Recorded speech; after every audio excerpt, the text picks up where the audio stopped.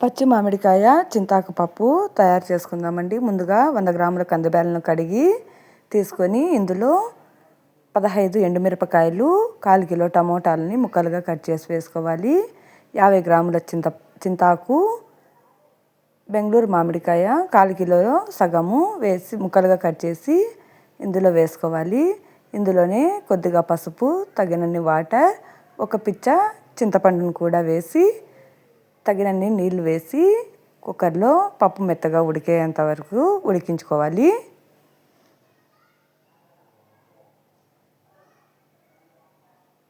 ఇలా పప్పు మెత్తగా ఉడికిన తర్వాత ఎక్స్ట్రా నీళ్ళని పక్కన ఉంచుకొని పప్పు గుత్తితో మెత్తగా మెదుపుకొని కొద్దిగా ఉప్పు వేసి పప్పు గుత్తితో మెత్తగా మెదుపుకొని పక్కన తీసి పెట్టుకున్న నీళ్ళను కూడా వేసేసి కలుపుకొని ఉప్పు సరి చూసుకోండి.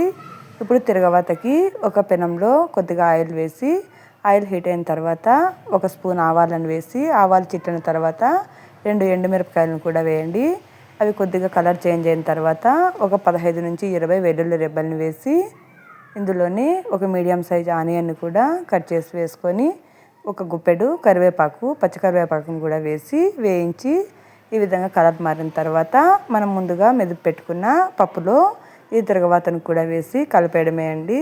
చాలా టేస్టీగా ఉంటుంది పచ్చి మామిడికాయ అండ్ చింతాకు పప్పు. ఈ పప్పు మీకు నచ్చినట్లయితే ప్లీజ్ సబ్స్క్రైబ్.